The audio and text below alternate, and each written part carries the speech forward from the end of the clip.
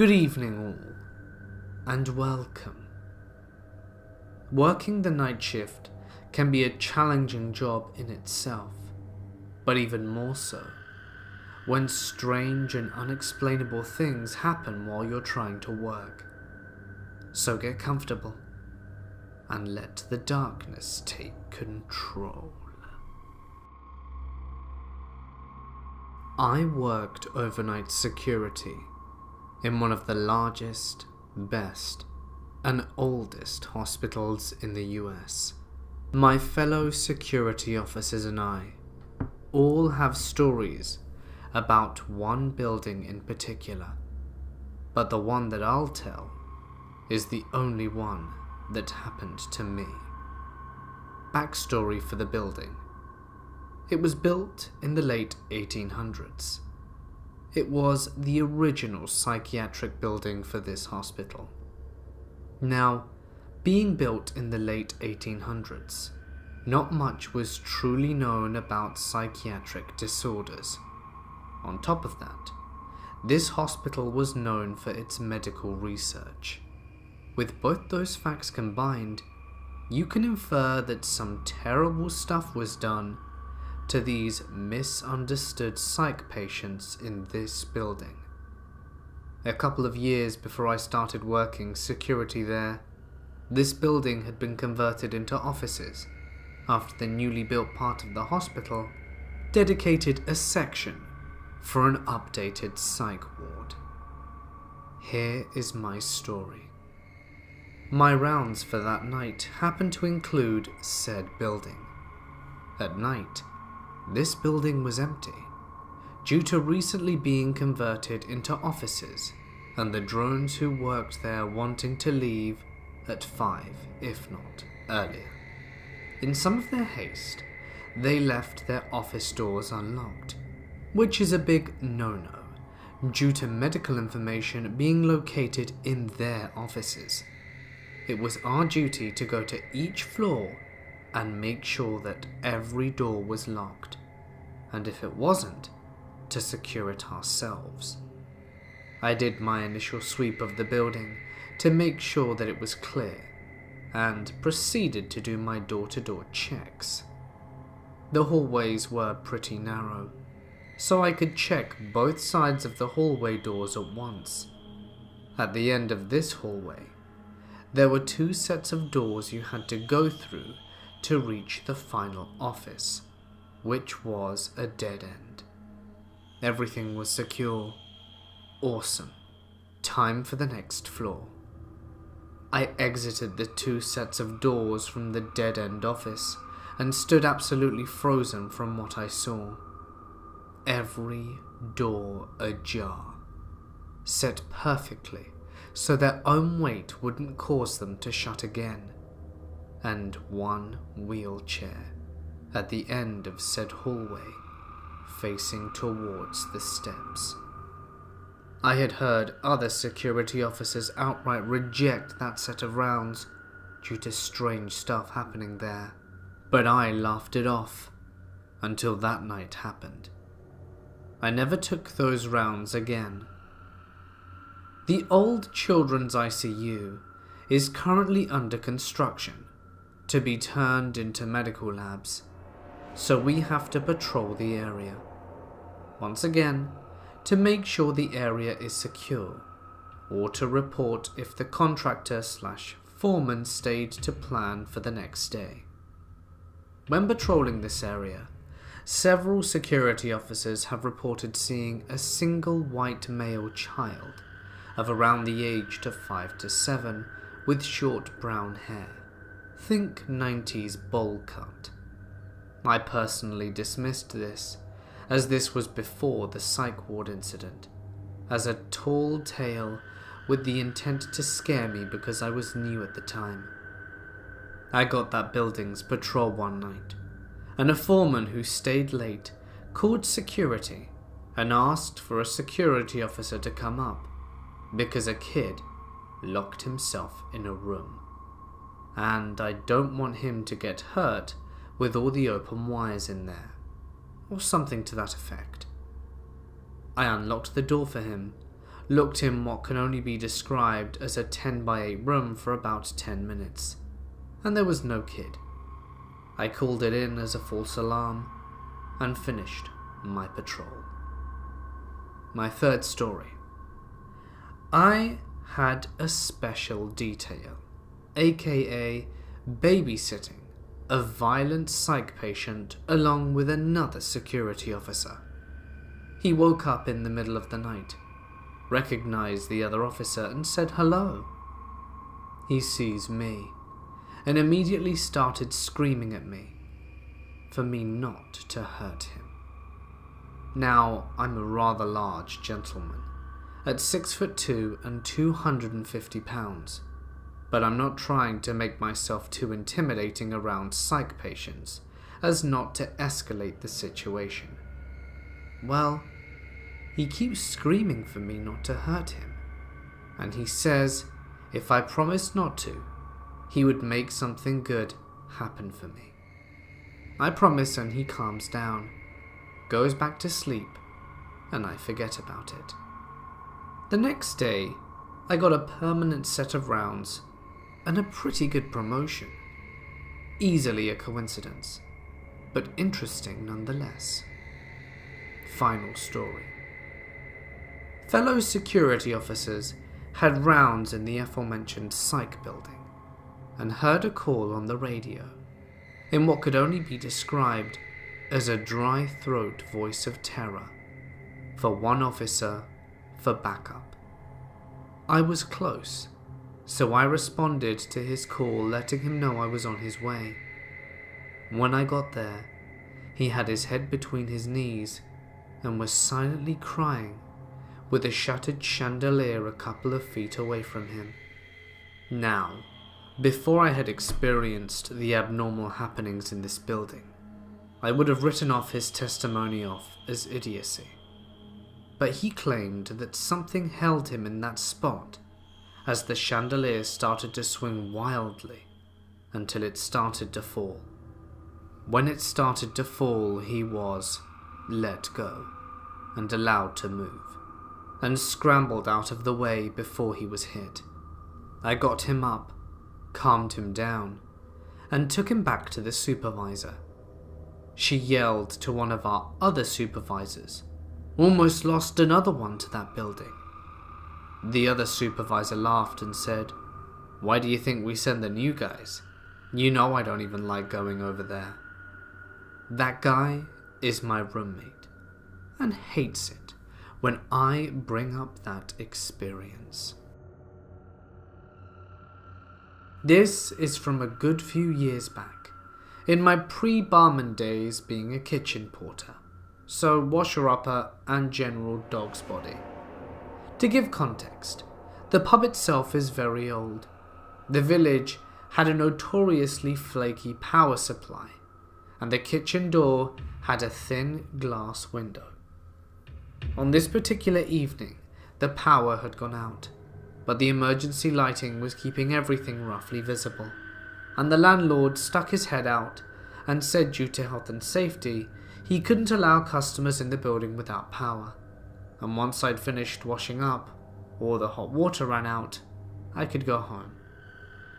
About a half hour later, I see someone in what looked like a trench coat with a hood on go from the beer garden into the pub, and a few seconds later, I hear the gents' door open and close. Just the landlord cleaning. I finish cleaning in the deathly quiet, with the emergency lighting getting dimmer. I go behind the bar and press for the doorbell, for the flat upstairs where the landlord lived. As he comes down, I say, "Hey boss, all done. What were you doing in the beer garden?" "Yeah?" he replies. "Oh, I saw you go out and then come into the gents." "Nah. After I locked up and spoke with you, I went upstairs." So we checked the pub for intruders. Every door and window was locked. The only thing in the gents was the lack of any and all warmth that every other room had. The landlord asked about the guy, and I explained, and he said it wasn't a trench coat, but a robe. Turns out there used to be a priest hole in there from the Reformation, and I've never run home so quickly in my life. So this happened a little over 2 years ago now, and I wanted to share it.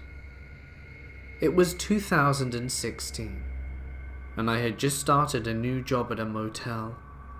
It was low pay, but I needed an office job. One of my friends, Michael, got me the job. For a few days I did training with the owner in the mornings. For 2 nights, Michael trained me. Our job was the 11 PM to 7 AM shift. Nothing exciting, checking guests in and doing paperwork. My boss, the owner, went away with his wife on vacation for a week, which is attributed to the swift training I had to endure. So it was my first night alone on the night shift. There was a monitor with security cameras around the motel's property, and large glass windows all around the office building, with a glass door. There was no night windows like most motels have.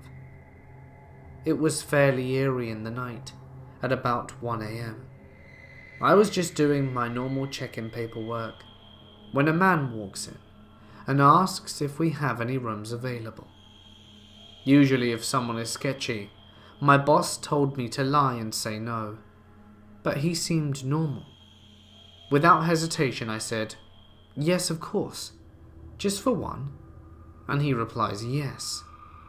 So I begin creating the reservation on the computer, when I notice he starts swatting the air and making spitting noises, as if he's being surrounded by flies. I tried to ignore it. As far as I was concerned, it wasn't my business, so I check him into the room as quickly as possible. I give him his key, and he's on his way. At this point in time, I could be described as very timid. I had a lot going on in my personal life, so I hope you can all understand my reaction to what happened next. The man comes back from his room and slams his hand on the glass door and causes me to jump. Absolutely frightened, I look up to see him just staring at me. He cracks the door and puts his head through and says, "I can't get into my room. Why won't you let me into my room?" And my only defense is trying to be helpful, so I reply, "Maybe there's something wrong with your key. Let me give you another one." The look he had in his eyes was inexplicable. I felt like I was in absolute danger.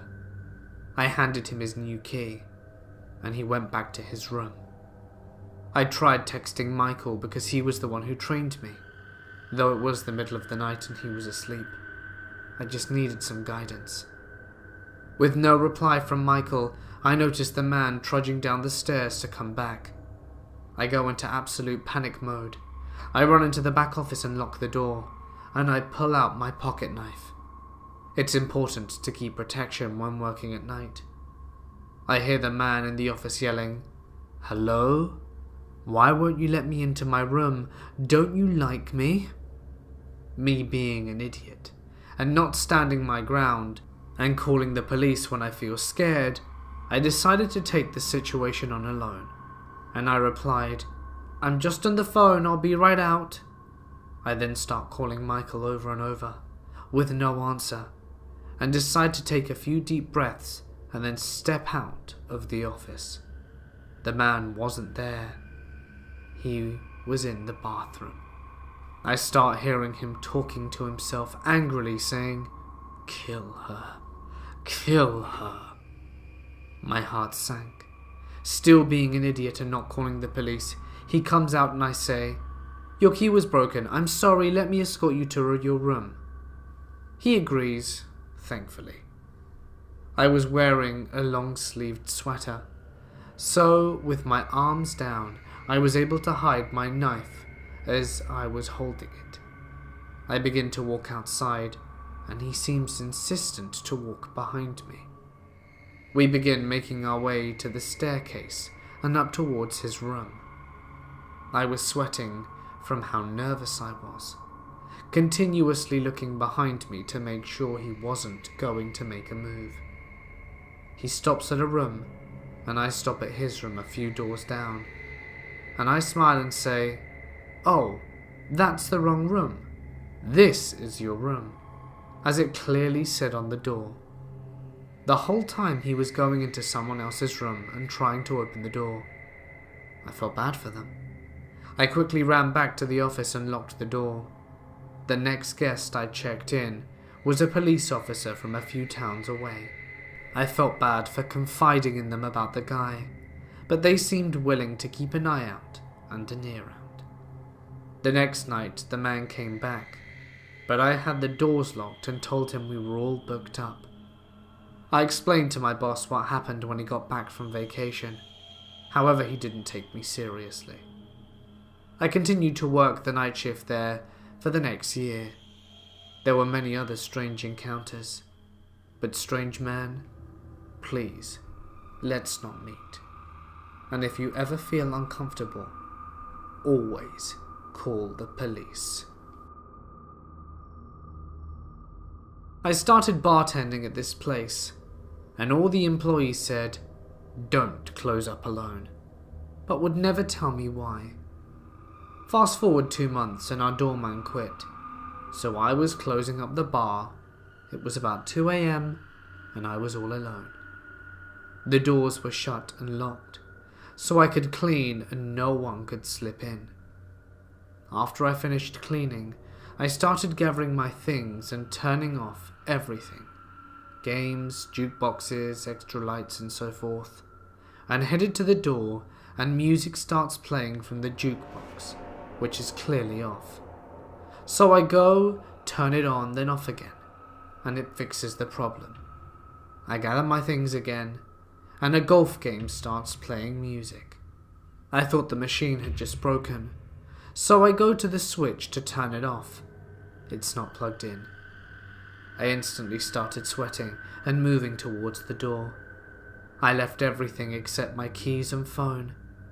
As soon as I get outside, I felt safer, but I knew I still had to get the bolt on the door before I could make my escape. It was an old, janky metal door that would stick, so I always kicked it to get it unstuck. Well, this night, as soon as I kicked the door, I slipped the lock on, and as soon as it clicked, something hit the door from the inside. I hauled ass to my car and drove away as fast as possible. The next day, I get pulled into the office for leaving the jukebox on all night. So I told my boss what happened, and we checked the security cameras so that you could see I turned it off, and you could clearly see the door jolt from the kick and then a second jolt. No one ever had to close down alone again after that. Back when I was in Boy Scouts, I spent the night on an aircraft carrier. The staff in charge of watching us chose me and 3 of my friends to be on fire watch. I think they made it up, but we believed them. Our job was to go check the ship for any fires or any other dangers every hour. We went on one tour with them, and then they took us up to the break room. We spent the next hour watching some Indiana Jones. Then we did the next check. This cycled until around 3 a.m. At around midnight, they told us of the people that had died on the ship when it was in use. They said it had old surveillance footage of terrible stuff. Up until then, it was really fun. On this check, we were afraid. We approached a hallway and heard an odd noise. It sounded like a child. We were a little freaked out. Why would a kid be on the ship this late? We were on fire watch though, so we had to see what it was. We walked down some stairs and into the hallway. We had one flashlight between the 4 of us, and all the lights were off here, so everything that wasn't hit by our lights was pitch black. Hallways stretched down in every direction, but ropes cut off the ones that were closed. Along the way, There were mannequins everywhere. Each one made me jump as the light revealed its face. Then we saw the kid. He was sitting on the floor, crying. He was down a hall cut off by ropes. For 1 second I thought it was a ghost, but he started talking. He was 4 years old and with his dad for the night. He had to go pee but couldn't find the bathroom. He somehow got really far away. We took him back to bed and explained it all to his dad. Then we went back and finished the second Indiana Jones movie and passed out. It was a really weird night and still freaks me out. Years ago, I used to work at a church as the head sound engineer. The bulk of that job required me to be active during the day for Sunday services. Occasionally, there were tasks that could be done whenever I got the chance. One of these tasks was duplicating CDs of sermons for people who would like a copy to listen at home or in the car. I would get requests for various sermons, sometimes series spanning months, and have to make extra time to fulfill them, since it usually took quite a while. Since I am a night owl, oftentimes I would head to the church and take care of these duplication requests in the middle of the night. It never bothered me, and I had a key to get into the church whenever I needed to. One particular night, I headed into the church sometime around 1 or 2 a.m. Since I knew the building like the back of my hand, I rarely turned the light on inside the building. The ambient light from the streetlights would illuminate through the windows just enough so that I could see where I was going. But beyond that, the building was pitch dark. Now, the way this church was laid out was that there was a foyer, which then had doors into the church sanctuary, where the services were held. The sanctuary had a balcony, and on this balcony was the sound booth, where the CD duplicator was located. There was only one door to the balcony, which could be locked from the inside, which was also located in the foyer, with a staircase leading up to it. The balcony is completely open, not separated by glass or anything, and provides a completely unobstructed view of the sanctuary below. The pews, stage, all of it. Acoustically, the room is very good. If someone was on the stage talking, you could easily hear it from the back of the church and balcony. If for some reason you couldn't see what you were listening to, you could easily make out from which part of the room the sound was coming from. This comes into play later. When I reached the top of the stairs to the balcony and the sound booth, I turned on a light so I could begin working. Just a single bulb, about 15 feet above my head. I had no need to turn on anything more than that. This was the only light in the entire sanctuary. I know that might seem crazy to some, but this was a building I had spent hundreds of hours in by myself at night. I felt completely comfortable at the time. I began duplicating CDs, lost in my thoughts and the peaceful silence of the enormous room. After about an hour or so of silence, a sound abruptly rang out that startled me, about 20 to 30 feet above and below me, in the middle of the pews on the left-hand side. I heard a distinctive clink, clink sound. It was subtle, but clear, and unmistakable to me. Over and over. I knew exactly what this sound was. Let me explain. In another part of the church, we had a coffee house of sorts, where people would load up on coffee and donuts every Sunday morning. The coffee was always dispensed into ceramic coffee mugs. Literally the most basic, commonly used mug you can imagine. Your kitchen cupboards are likely full of them.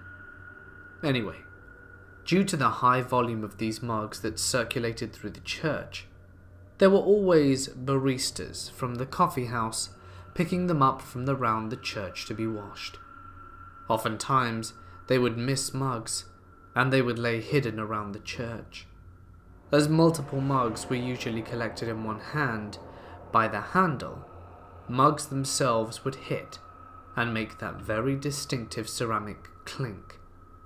It became regular background noise before, during, and after services, and after about 10 years of working at this church, it's a sound I knew and recognized very well. But I would be lying if I said I ever conscientiously thought about that particular sound.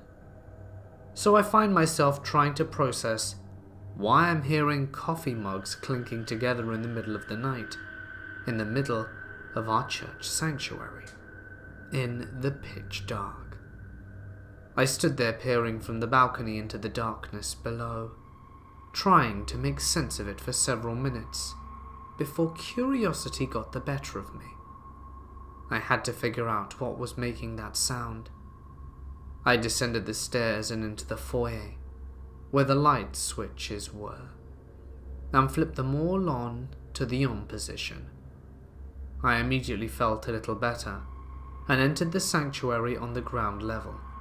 I had pinpointed where the ceramic sound was coming from when I was on the balcony, but, unfortunately, now that I was at the source with the lights on, there was nothing to be heard. It was midweek, but the sanctuary had not yet been cleaned from the previous Sunday, so I knew there was still probably a few coffee mugs inside. People frequently left them on top or underneath of pews, and everywhere in between. I walked down each row of pews, carefully scanning for mugs. Nothing.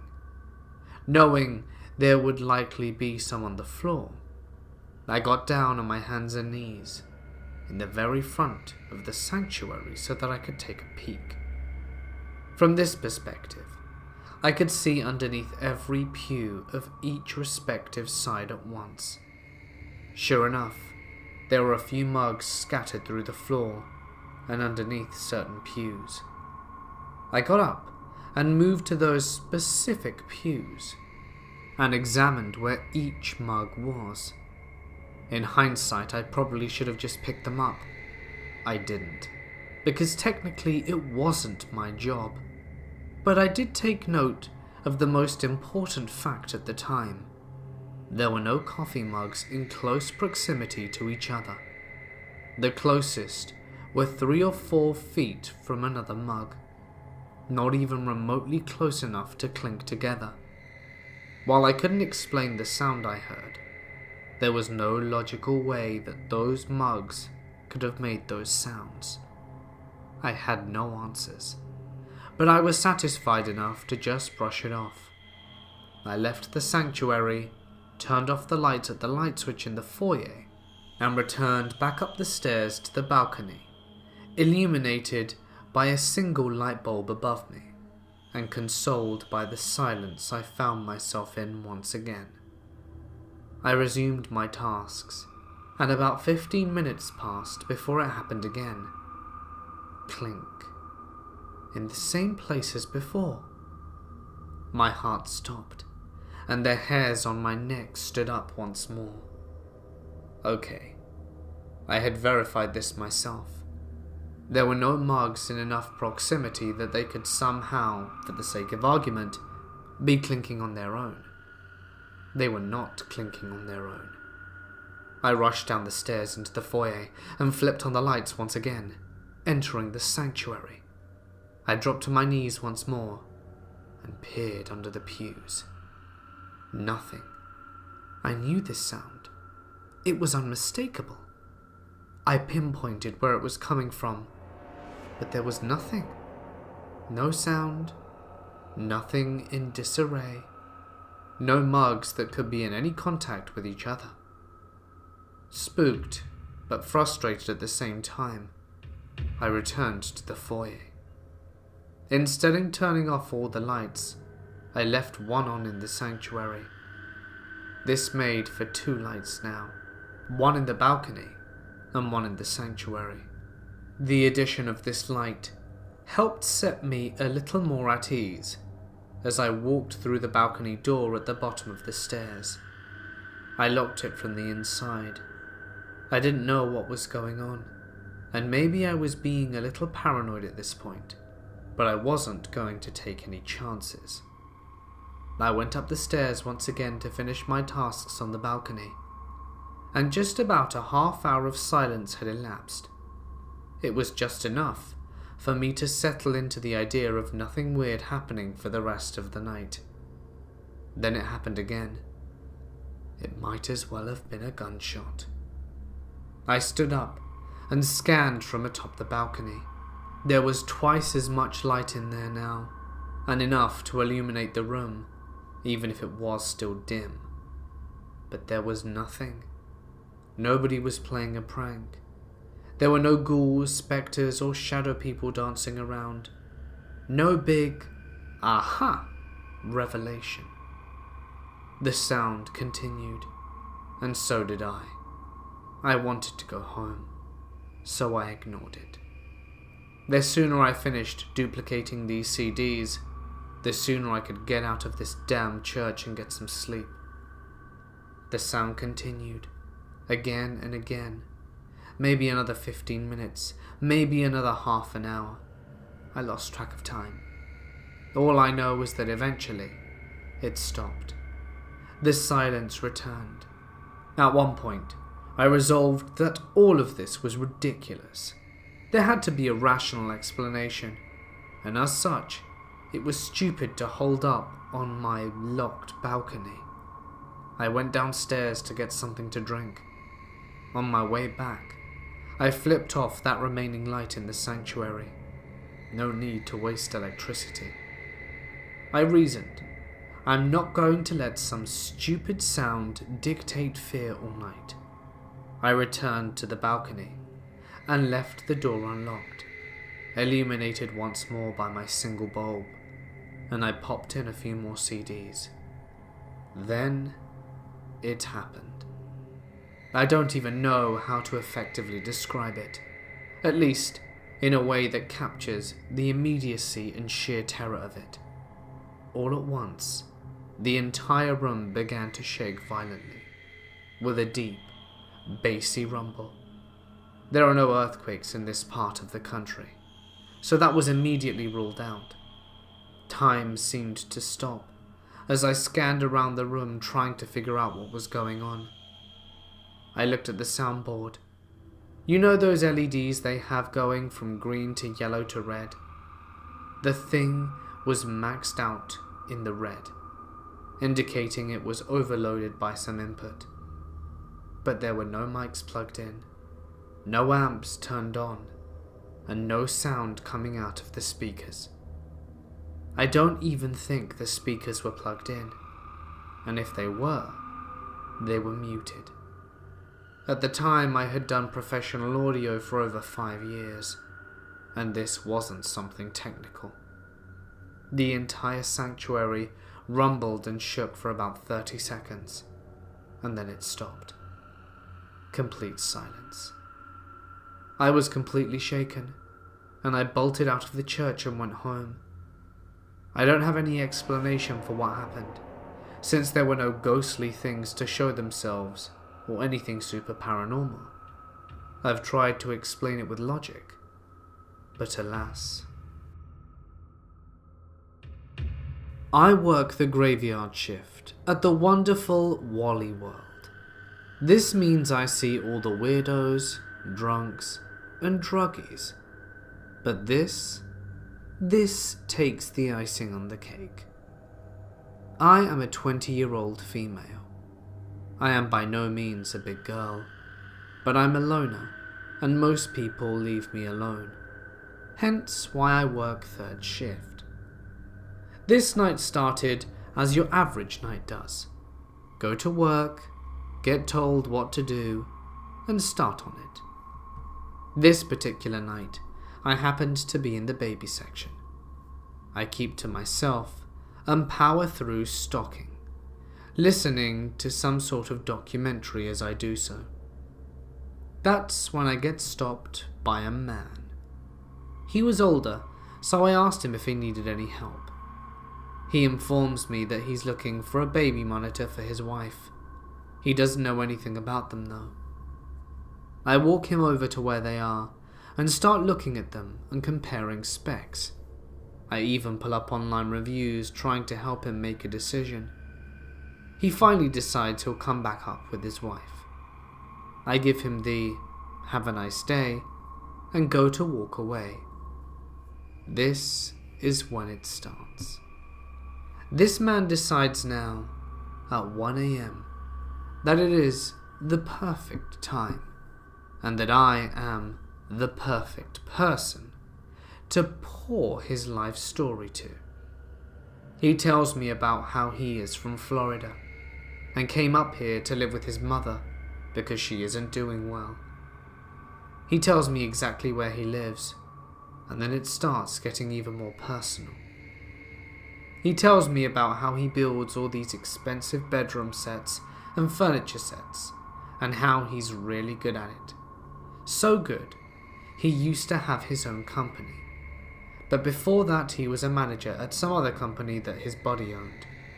The whole reason he left was because his wife was cheating on him. He wasn't mad about it though. He was just mad that she hid it from him. At this point, his wife leaves him for this guy, and he starts dating a girl half his age. The entire time he feels like she is familiar and has seen her before, but can never figure out from where. Well, he comes to find out that she was an adult movie star. She steals $1,000 from him and leaves. He ends it all by saying that he will never marry again. The conversation shifts again. He tells me about how he totaled his truck last week. It was raining and he was going too fast and slid off the road and hit a tree. He was really upset over it and didn't know what he was going to do or what kind of truck he was going to get. His truck was his baby, and now he will probably get some cheap thing since he keeps wrecking his vehicles. He makes it very clear that he doesn't want something cheap because he's broke. Money isn't an issue for him, he just doesn't want to spend money. At this point, I want to point out I have done nothing to initiate this conversation, and have not led to it at all. I have said maybe 3 words after I told him goodbye, and he keeps going on, even though I've added no commentary to the story. He also keeps edging closer and trying to touch me, which causes me to back up every few minutes and look nervously to my right where the doors to our back room are, and I keep seeing people walking in and out of it, hoping to catch somebody's eye, and they help me. Of course, nobody stops. My manager even sees this guy, and they don't stop either. At this point is where things start to get weird. He tells me he has cancer, but it isn't serious and he's not worried about it. He's more worried because his mum has cancer, and he doesn't want anything to happen to her because he's a mummy's boy, and he'd never had to pay for anything his entire life. He tells me that he was just arrested last month because his aunt set him up. She puts pills that weren't his into his truck and had him set up so he couldn't claim inheritance money. He then informs me that this isn't the only time he's been locked up. He spent 35 years in prison because of money stuff. At this point, I've been standing here for 45 minutes to an hour, and my friends are heading to lunch at this point to stop and grab me. As soon as he sees these 2 guys walking up, he instantly makes an excuse to leave. Once he's gone, I start to realize a few things. This man said he was 50. He went to prison for 35 years. That would mean he was locked up at 15 and just got out, making everything else he said next to impossible. Not only that, but he wasn't even married and didn't have kids. That's what freaked me out.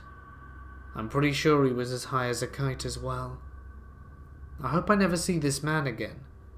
And now, if I'm late to lunch break, I've informed to people to make sure I'm okay, just in case he comes back to look for me again. As a teenager, I would frequently experience numerous paranormal events, the spookiest of which happened when I was 19. My grandfather and father also experienced similar things, but on this occasion, me and my father experienced the same thing together. We used to walk together and went to a client site, a pharmaceutical company, late at night.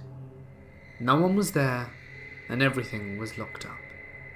We entered the premises and sat in the same office working on 2 different PCs, and we immediately locked up behind us, so there was no way that anyone could enter behind us. After a half hour of working, suddenly me and my dad look at each other at the exact same time, and I could see the goosebumps on his arm from where I was sitting. I felt a deep chill across my entire body and had goosebumps all over me. We both looked at the doorway, and there stood a lady in a long white dress. There were no feet. She was floating, and had a sort of featureless face. She shifted out of view down the hall, and we promptly got up and peered down the hall, and there was nothing. A few moments later I heard a woman's voice call my name, and at that exact moment, my dad yelped, "Did you hear that?" I thought I heard someone call my name, and we got the hell out of there very quickly. I used to work evenings at a movie theatre until late at night.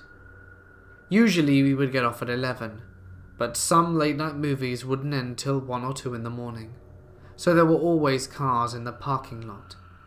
But a part of it would be open and illuminated by several streetlights, so it'd be easy to see someone standing in that area.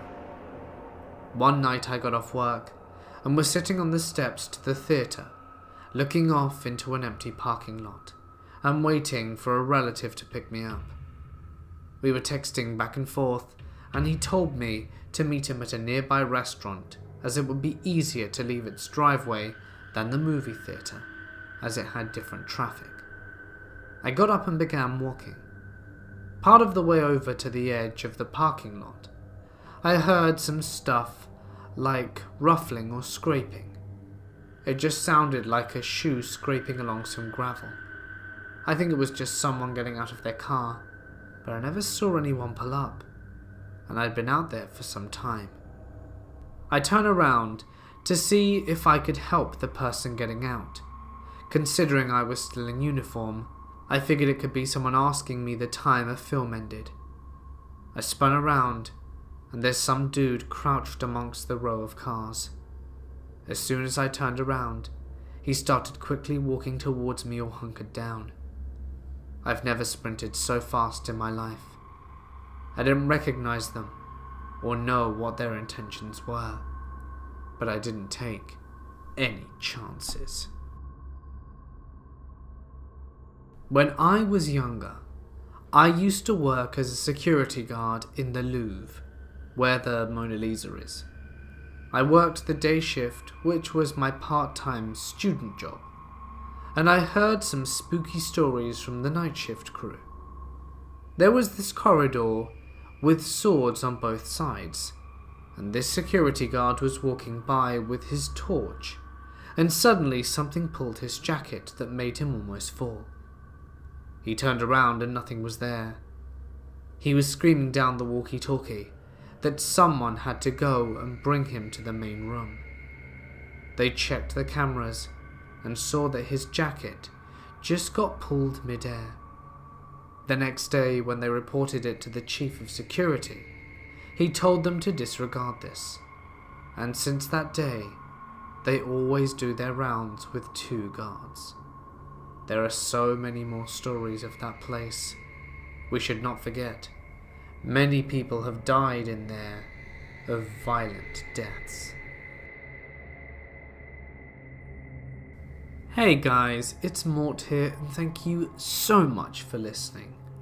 So, I've just got a bit of news. YouTube is doing this new thing, well, I'm pretty sure it's new, where they police your comments section, and if you've got any nasty or horrible comments, they can demonetize your whole channel.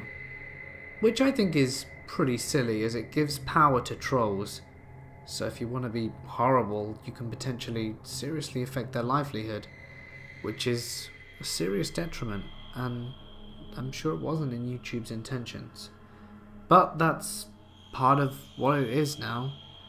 So I suppose what I'm trying to say is, if you feel up for it and you enjoy going in the comment section, I'm offering people the chance to become comment moderators, which will give you the power to delete anyone's not so nice comments.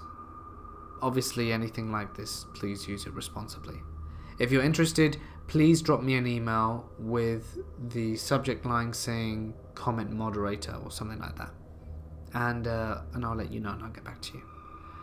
It would just help me out a bunch, because that way, I don't have to police things all the time. I do think I'm sure it's founded in, they probably thought it was a good idea at the time, but I'm not entirely sure how it works, really, because they're not super transparent or anything. So we'll just have to wait and see and hope that someone doesn't say something nasty or horrible and that results in the channel getting completely stripped of monetization, because that would be crazy bad. Anyway, if you enjoyed the video, please do not forget to drop a like. I really appreciate it. It helps me out a lot and it makes you feel really good inside. Just like subscribing and pressing the little bell icon for good measure. It always helps, and it guarantees your nightly spooks. If there's a story that you wish to share and have read in a future installment, feel free to email it or drop it to my Reddit. And why not join the fun over on my Discord server? But anyway, for now guys, I'm going to sign off.